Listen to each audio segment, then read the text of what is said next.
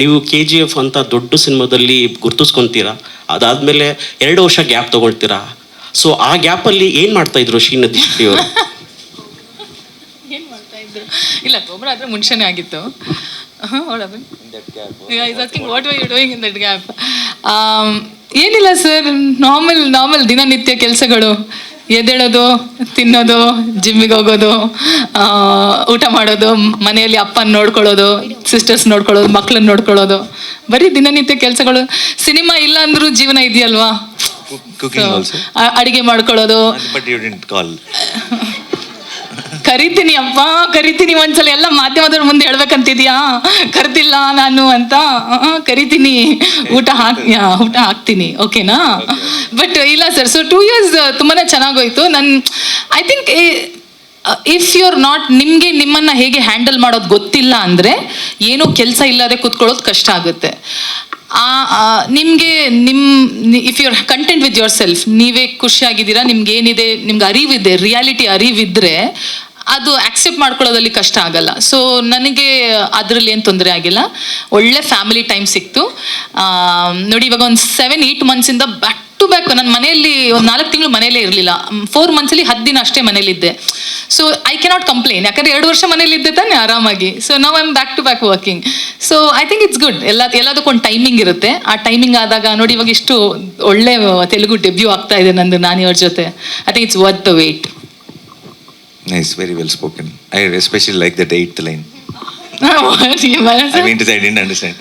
Okay, but it's okay. Ma'am, ನೀವು ಹೇಳ್ತಾ ಇದ್ರಿ 2 ವರ್ಷ ಆರಾಮಾಗಿದ್ದೆ ನಾನು ಅಂತ ಹೇಳಿ. ಅಂದರೆ ಅವಕಾಶ ಇತ್ತು ಅಥವಾ ಇಲ್ವಾ? ಯಾಕೆ ಆ ಟೈಮ್ನ, ಅಂದರೆ ಆ ಟೈಮಲ್ಲಿ ಈಗ ಬ್ಯಾಕ್ ಟು ಬ್ಯಾಕ್ ಒಂದು ಸಿನಿಮಾ ಹಿಟ್ ಆಯಿತು ಅಂತ ಹೇಳಿದ್ರೆ ಬ್ಯಾಕ್ ಟು ಬ್ಯಾಕ್ ಎಂಗೇಜ್ ಆಗ್ತಾರೆ ಎಲ್ಲರೂ ಕೂಡ. ಸೊ ಯಾಕೆ ಆ ಟೈಮ್ನ ನೀವು ವೇಸ್ಟ್ ಮಾಡ್ಕೊಂಡ್ರಿ ಅಂತ ಅನ್ನಿಸ್ತಾ, ಅಥವಾ ಯಾಕೆ ಆ ಟೈಮ್ನ ನೀವು ಈ ಥರ ಮನೆಯಿಂದ ಸ್ಪೆಂಡ್ ಮಾಡಿದ್ರಿ ಅಂತ ಹೇಳಿ? ಅವಕಾಶಗಳು ಇತ್ತಾ ಹೇಗೆ ಅಂತ? ಇಲ್ಲ, ಅಂದರೆ ಯಾರು ಬೇಕಂತ ಟೈಮ್ನ ವೇಸ್ಟ್ ಮಾಡಲ್ಲ. Time is very precious. ನಾಳೆ ಇರ್ತೀನೋ ಇಲ್ವೋ ಗೊತ್ತಿಲ್ವಲ್ಲ. ಸೊ ವಿ ಇಂಟೆನ್ಷನಲಿ ಯಾರು ಟೈಮ್ ವೇಸ್ಟ್ ಮಾಡಲ್ಲ. KGF 1, KGF 2 ಆಯಿತು. ನನಗೆ ಬಂದಿರುವಂಥ ಅವಕಾಶಗಳಲ್ಲಿ ನನಗೆ ಅದು ಯಾವುದು ಇಂಟ್ರೆಸ್ಟ್ ಮಾಡಿರಲಿಲ್ಲ. ಅದು ನನಗೆ ಅದು ಮಾಡಬೇಕು, ಆ ಕೆಲಸ ನಾನು ಅದರಲ್ಲಿ I should be part of that world, I should be part of that story. ಆ ಕಥೆಯಲ್ಲಿ ಆ ಪಾತ್ರನ ನಾನು ಮಾಡಬೇಕು ಅಂತ ನನಗೆ ಅನಿಸಿಲ್ಲ. ಇವಾಗ ನಾನು ಮನೇಲಿ ಸುಮ್ಮನೆ ಕೂರಬಾರ್ದು, ಏನೋ ಕೆಲಸ ಮಾಡ್ತಾ ಇರಬೇಕು ಅಂತ ನಾನು ಆ ಮೂವಿ ತಗೊಂಡು ನಾಳೆ ರಿಗ್ರೆಟ್ ಮಾಡ್ಕೋಬಾರ್ದಲ್ಲ, ಅದು ಯಾಕೆ ಮಾಡಿದೆ ನಾನು, ಅದು ಮಾಡಬಾರ್ದಿತ್ತು, 1-2 ಮೂವಿ ಮಧ್ಯದಲ್ಲಿ ಮಾಡಬಾರ್ದಿತ್ತು. ಇಲ್ಲ, ಸುಮ್ಮನೆ ಇವಾಗ ಸಮ್ಟೈಮ್ಸ್ ಅದೇ ಆಗುತ್ತೆ ಟೆನ್ಷನಲ್ಲಿ, ಅಯ್ಯೋ ನನಗೆ 6 ತಿಂಗಳು ಏನು ಮಾಡಿಲ್ಲ ನಾನು. ಮನೆಯಲ್ಲೂ ಅದೇ ಹೇಳ್ತಾರೆ, ಏನು ಸುಮ್ಮನೆ ಕೂತ್ಕೊಂಡಿದ್ದೆ, ಬಂದಿರೋದನ್ನು ತಗೊಂಡು ಎಲ್ಲ ತಗೋತಾ ಮಾಡ್ತಾ ಇರೋ ಅಂತ. So that's a easy step to take. ಬರ್ತಿರೋದು ಮಾಡ್ಕೊಂಡು ಹೋದ್ರೆ ಆಯಿತು, ರೆಲೆವೆಂಟ್ ಇರ್ತೀರಾ, ಹೆಸರು ಮಾರ್ಕೆಟಲ್ಲಿ, ಓಕೆ ಮಾಡ್ತಾ ಇರೋಣ ಅಂತ. ಬಟ್ ಎಲ್ಲೋ ನನಗೆ ಮಾಡಿದ್ರೆ ನನ್ಗೆ ಖುಷಿ ಇರಬೇಕು. ಅದು ಚೆನ್ನಾಗಿ ಮಾಡುತ್ತೋ ಇಲ್ವೋ ಥಿಯೇಟ್ರಲ್ಲಿ ಅದು ಸೆಕೆಂಡ್ರಿ, ಬಟ್ ನನಗೆ ಖುಷಿ ಇರಬೇಕು ಆ ಕೆಲಸ ನಾನು ಮಾಡಿದ್ದೀನಿ ಅಂತ. ಆ ಥರದ್ದೇ ತಗೋಬೇಕಂತ ಇತ್ತು. ಸೊ ನಂಗೆ ಆ ಥರದ್ದು ಯಾವುದು ವರ್ಕೌಟ್ ಆಗಿಲ್ಲ, ಯಾವುದು ನನಗೆ ಇದಾಗಿಲ್ಲ. ತುಂಬ ಸಮಯ ಆದಮೇಲೆ ತೆಲುಸು ಕದ ಅಂತ ಒಂದು ಬಂತು, ತೆಲುಗು ಸ್ಟೋರಿ. ಆ ಕತೆ ಚೆನ್ನಾಗಿತ್ತು. ನಂಗೆ ಅವ್ರ ಡೈರೆಕ್ಟರ್, ಅವರು ಹೊಸ ಡೈರೆಕ್ಟರೇ, ನೀರ್ಜಾ ಅವರು ಅಂತ. ಅವ್ರು ಬಂದರು, ಕತೆ ಹೇಳಿದ್ರು, ತುಂಬ ಇಷ್ಟ ಆಯ್ತು ನನಗೆ ಆ ಕತೆ. ಅದಲ್ಲಿರೋ ಪಾತ್ರ, ಆ ರೋಲ್, ನನ್ನ ರೋಲ್ ಪ್ಲೇ ಮಾಡ್ತಿರೋ ಕ್ಯಾರೆಕ್ಟರ್ ಆರ್ಕ್ ತುಂಬ ಚೆನ್ನಾಗಿತ್ತು. ಸೊ ನಾನು ಅದನ್ನು ಒಪ್ಕೊಂಡೆ. ಅದು ಒಪ್ಪಿದ್ಮೇಲೆ ಇದು ಸಿಕ್ತು ನನಗೆ, ಈ ಮೂವಿನೂ ಸಿಕ್ತು. ಸೊ ಬೇಕಂತ ಟೈಮ್ ವೇಸ್ಟ್ ಮಾಡಿಲ್ಲ. ನನಗೂ ನಾನು ಎಲ್ಲ ಬಿಟ್ಟು ಆ್ಯಕ್ಟ್ರೆಸ್ ಆಗಬೇಕು ಅಂತ ಬಂದಿರೋದು, ಆರ್ಟಿಸ್ಟ್ ಆಗಬೇಕು ಅಂತ ಇದು ಫೀಲ್ಡ್ ಚೂಸ್ ಮಾಡಿರೋದು. ಸೊ ನನಗೂ ಎವ್ರಿ ಡೇ ಸೆಟ್ಟಲ್ಲಿ ಇರಬೇಕು, ಎವ್ರಿ ಡೇ ಕೆಲಸ ಮಾಡಬೇಕು, ಹೊಸ ಎಕ್ಸ್ಪೀರಿಯನ್ಸ್ ಮಾಡ್ಕೋಬೇಕು, ಕಲಿಬೇಕು. ಸೊ 365 ದಿನ ನೀವು ಸೆಟ್ಟಲ್ಲಿ ಇರು ಅಂದ್ರೆ ನಾನು ಸೆಟ್ಟಲ್ಲಿ ಇರ್ತೀನಿ. ಅದರಲ್ಲಿ ನಂಗೆ ಗ್ಯಾಪ್ ಆಗೋಯ್ತು, ಏನು ಮಾಡೋದು, ಟೈಮಿಂಗ್.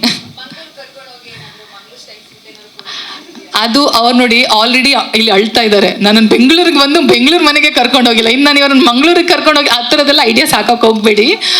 ಬಟ್ ನಾನು ಅಂದ್ಕೊಂಡೆ ಒಂದ್ಸಲ, ಆ್ಯಕ್ಚುಲಿ ನಾನು ಇಲ್ಲೇ ಒಂದು ಮಂಗಳೂರಿನ ನೈಸ್ ಮ್ಯಾಂಗ್ಳೂರಿನ, ನಾನು ಹೇಳಿ I told you right, nice ಮ್ಯಾಂಗ್ಳೂರಿನ ರೆಸ್ಟೋರೆಂಟ್ ಅಲ್ಲಿ go and but you don't do anything.